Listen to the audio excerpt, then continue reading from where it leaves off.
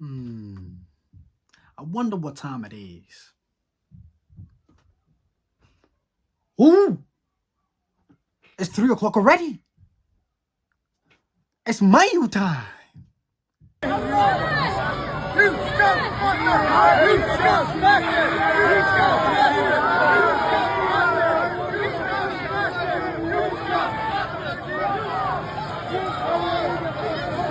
Albert Einstein defines insanity as doing the same thing over and over but expecting different results.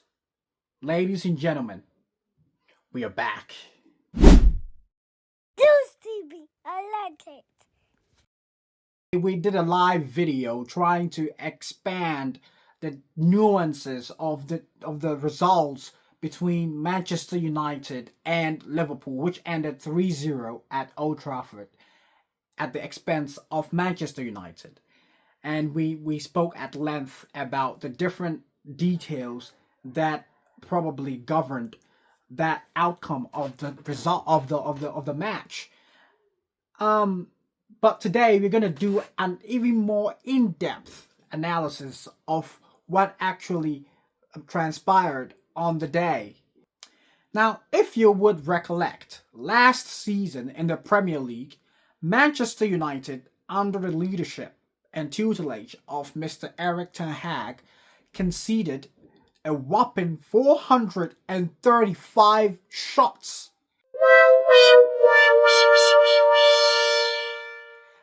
That means in a span of, let's say, 10 months, Manchester United, after playing 38 games in the Premier League, conceded 435 shots. Now that averages per game as 11.5 shots per game, right? So if a team is playing under the leadership of a certain coach and they're consistently conceding a lot of shots, that seems to me as a pundit as a systemic failure, a tactical malfunction. That is how I perceive what's going on at Manchester United. Now, to make the picture very clear, Manchester United have decided to stick with Mr. Ten Hag, and they are still with Mr. Ten Hag this season. They have the same players, they have the same manager, but somehow the fans expect different football, which is absolutely impractical because you have the same manager and the same coach. Now, if the manager had any better or superior ways of coaching the club or the team to winning ways or to a higher position, he would have done it. But it is very unequivocal that this manager is out of his league as it is right now. That's how I interpret it. Now, don't forget, Manchester United last season conceded 58 goals while scoring 57, making a net difference of -1. Which was unprecedented in the entire history, the entire Premier League history of Manchester United. They have been champions. They have been triumphant throughout, but right now they are in the abyss of catastrophes. It looks like it's never ending, one after the other. Now, this season, Manchester United have played 3 matches, and in those 3 matches, they have already conceded a whopping 35 shots. 35 shots! Now, if you're a fan of statistics, you would love this analysis, right? I've assembled some analysis which I think you would really love. Now, last season, I'm doing this to prove to you that this season is not different from last season. There has not been any difference, and the manager is still the same. The team is still the same. The players are still the same. It is very unthinkable that anybody would expect different results you would find mind-blowing consistency between last season and this season. Now, listen to this. Last season, Manchester United, within a span of 38 games, conceded 435 shots in 38 games.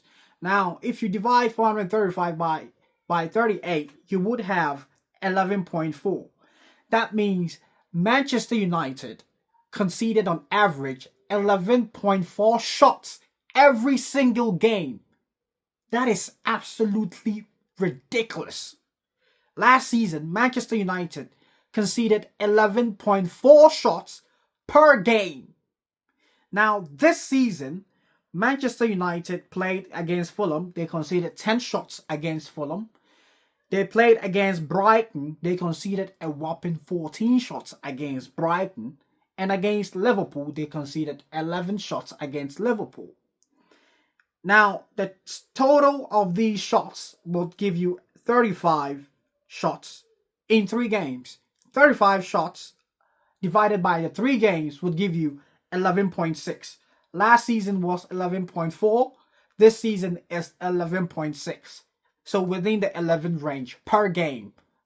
Number of shots Manchester United concedes per game under Mr. Ten Hag. Now, that is consistency. Insanity is doing the same thing and expecting different results. Now let's move to goals.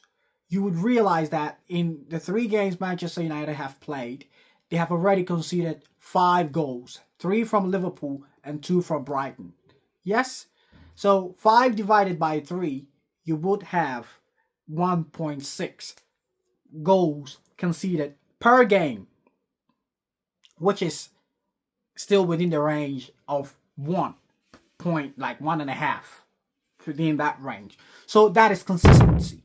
And if anything, there hasn't been any improvement. If anything, there has been deterioration. So I don't see how anybody would think that under the leadership of Mr. Ten Hag, things are going to get better. I think that is a bit of hopeless hope, because it's not going to happen. He is not the manager to take you to the promised land. Now, have you watched that TV show called Money Heist by the professor? La Casa, you know that TV show, right? Where they go to rob a bank. And you see that it was masterminded by this professor guy. He was the leader of the pack who spearheaded the whole activity. He was such a brilliant brainiac. Everyone could see that this guy was really, cerebral. But now that I've been thinking about it, now I realized the Premier League actually has its own professor. But it's just that we've not really paid attention to it. You know who he is, right? I think we all know who he is. Mr. Pep Guardiola. He is a professor. Now, I'll explain why I call him a professor. This guy, I'm starting to believe, actually allowed Ten Hag to beat him in the FA Cup final so that Ten Hag would retain his job and he would have one less opponent to worry about. Because if Manchester United kicked him out, who knows who they could have brought. They could have brought in a top name. And that would be one more headache for him, especially with Jurgen Klopp leaving the scene at Liverpool. He didn't know he knew Arne Slot was coming in, but obviously he would want to have less top managers so that he can retain his title. So I'm starting to really think that this guy, because there is this conspiracy theory about this man going after players he absolutely does not need or did not need at the time, but only goes in for them because he knew that Mr. Klopp would have gone for them. Players like Calvin Phillips, players like what's the other guy? Matthias Nunes. These are players who he evidently did not need, but he wanted to bring them in just to make sure they didn't go to Liverpool to make them a more formidable force. That is what is out there. That's the rumor out there. So evidently you saw that he clearly didn't need these players. But he brought them in, made them sit on the bench to rot, just so he wouldn't go, and that they wouldn't go to Klopp's teams to make them even better than they were. And then by so doing, he could retain the title. So this man, if what I'm saying is really true at the core, this man is probably 300 years ahead of everyone else in the Premier League. He's thinking far ahead of it, than anybody else. And I'm thinking, did this man just allow Mr. Ten Hag to win the league? Now that's a possibility, isn't it? Now there's this viral interview going on where Mr. Ten Hag seems to be a little bit exasperated at a journalist who asked why they were making repetitive mistakes, and he appeared to really use some unsavory words for this journalist. And in this situation, I'm not really gonna call him arrogant like many people would. I just think that it's, let's say, a form of miscommunication, because let's realize that after everything, English is indeed his second language. He probably wants to say, I'm sorry, we are good, but probably thinks it's the same as saying, I'm sorry for you, we are good. No, they're not. Right. It could be that, or it could be that he really understood what I'm sorry for you meant, but just wanted to really get a go at this journalist, who I think absolutely did a fantastic job at asking those very valid, potent questions. Because it is indeed true that the goals that Manchester United concede, they are goals that follow a certain pattern. You can see the goal that Kobbie Mainoo let's say the goal that was conceded off Kobbie Mainoo's fault. It was the same as Casemiro's mistake that led to the goal. But talking about Casemiro and mistakes, and Kobbie Mainoo, Casemiro has been castigated widely for his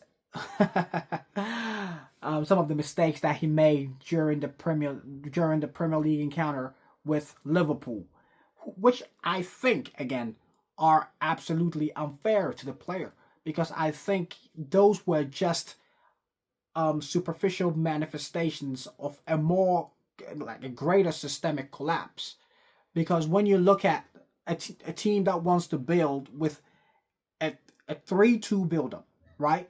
I've always said this: if you're going to build we are going to build from the back, like a team that has a goalkeeper who is a ball-playing goalkeeper, you need a first phase build-up.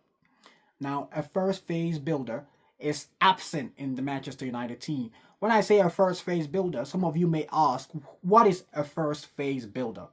A first phase builder is a player who is very, very technically talented and has incredible ball retention ability and is press resistant. Now, when I talk about these kind of players, I'll give you examples. Players like Rodri of Manchester City, players like Xabi Alonso, players like Xavi Hernandez, players like Thiago Alcantara, even Joshua Kimmich has a bit of that. Yes. Now, the master of them all is Toni Kroos, press resistant player. Now, these players, they're incredibly difficult to dispossess because they are very, very good with the ball at their feet. It's almost impossible to dispossess them. But Manchester United don't have this profile of a player. But it just happens that this profile of a player is absolutely indispensable if a team wants to play from the back, because you need somebody who goes to the goalkeeper to collect the ball and build from the back. The Manchester United don't have that. And clearly, that is why they try to use Casemiro for that role. And Casemiro, in my estimation, there couldn't be a worse player to play that role. I'm not saying Casemiro is a bad player. Casemiro is one of the greatest defensive midfielders of all time. Make no mistake about that. But Casemiro, playing in that first phase build-up role is one of the most ridiculous things any coach could ever even think of, let alone actually executing it on the field. Casemiro at Real Madrid was never involved in any kind of first phase build-up. It was always Toni Kroos or Luka Modric who are on his flanks to receive the ball. Casemiro at Real Madrid was absolutely or totally, an interceptor, the destroyer. He was not really a part of our build-up. His role was more connected to the opponent. He stopped opponents rather than being a part of actually what we did as Real Madrid. You understand what I'm saying? So Casemiro, I understand that a lot of people would expect a lot from him because he had this incredible trophy haul and great wealth of experience, but it still doesn't justify trying to use a player who is absolutely deficient in these traits in that role. It makes no sense. That is why I say it's more of a tactical error than. I'm not saying Casemiro is faultless for misplacing those passes. No, he should have done better. But in high pressure situations, you act according to instinct, and in his instinct, he doesn't have it in his arsenal to pick out good passes. He's not that kind of player. Casemiro at Real Madrid would always have Toni Kroos right next door. When I say right next door, I mean literally a few meters away from Casemiro, receiving the ball when Casemiro dispossesses the opponent. Casemiro was never expected to carry the ball. Casemiro was never expected to travel with the ball. Casemiro was never expected to give any kind of high technical pass. No. All he had to do was to break play. But at Manchester United, he's been asked to do too much, which is probably out of his capability. And that's what's causing the problem now.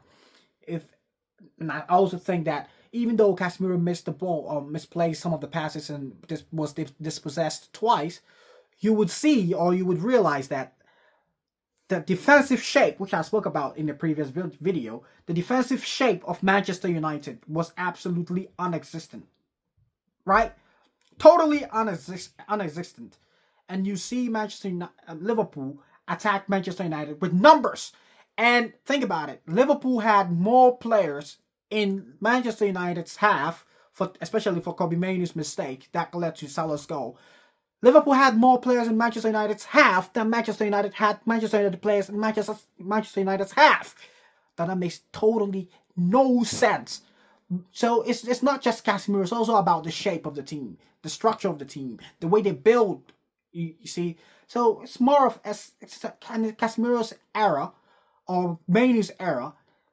They are all just superficial manifestations of a greater systemic problem at Manchester United. And I think the helm of it all comes to the coach. Now, one player we should really give a lot of credit to is Ryan Gravenberch. Oh my God. Imagine the legend of Casemiro playing in midfield being outclassed by Gravenberch, who many people do not even rate.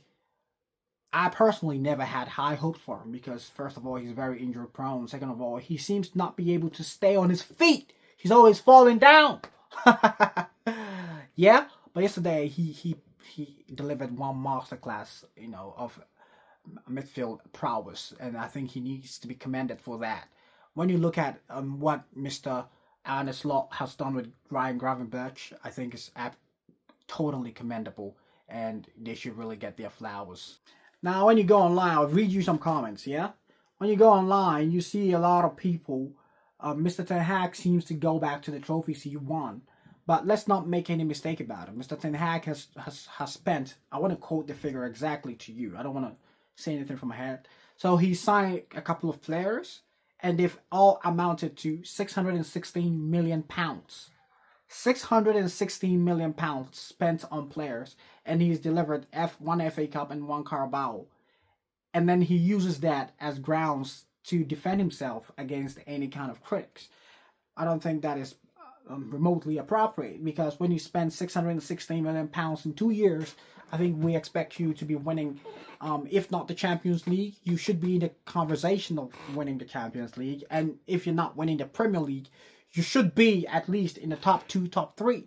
But he's nowhere near that. He was 8th last season. And this season, it appears that he is on the trajectory of, becoming 8th again, or probably even worse. As I speak to you, Manchester United are placed 14th. I know it's early days yet, but they're still far away, light years away from the expected level of Manchester United. So to use Liverpool, to use FA Cup and Carabao as an excuse or as a defensive mechanism against critics, I think he really needs to perform better. But I don't really blame him. I blame the manager. I blame the owners, the new owners who decided to keep him. And yesterday they saw for themselves. I think they realized they made a mistake themselves. I saw one of them just shaking his head in disappointment. It's just what it is. You see, it's not about being personal, launching any forms of undue attacks on any individual. It's just a matter of the coach being in over his head. It's just what it is. You need to kick Ten Hag right now, or else you kick him out instead. Liverpool is coming now. What will you do this Sunday? You need to kick Ten Hag now. Fans on Twitter were asked to rate the managerial skills of Mr. Ten Hag over 10, and these were the results.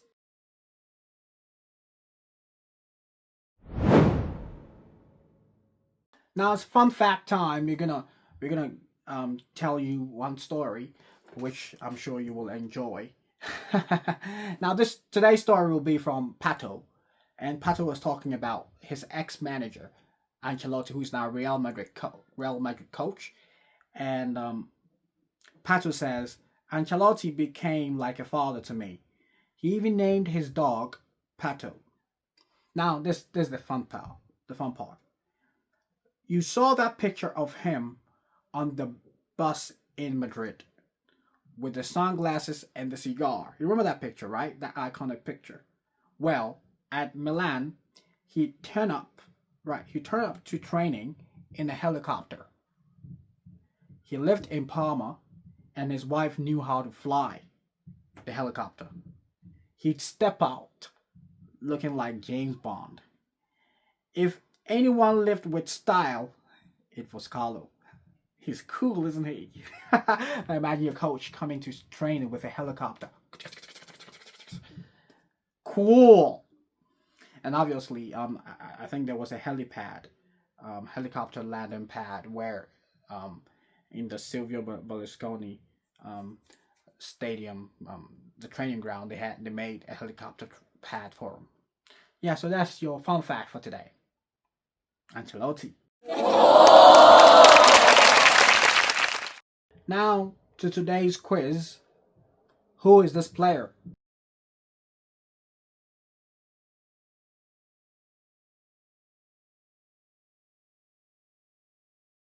Send your answers in the comment section, and the winner will be announced in the next video. Thank you. Have a great day. Don't forget to subscribe to our channel. Love you. Bye for now.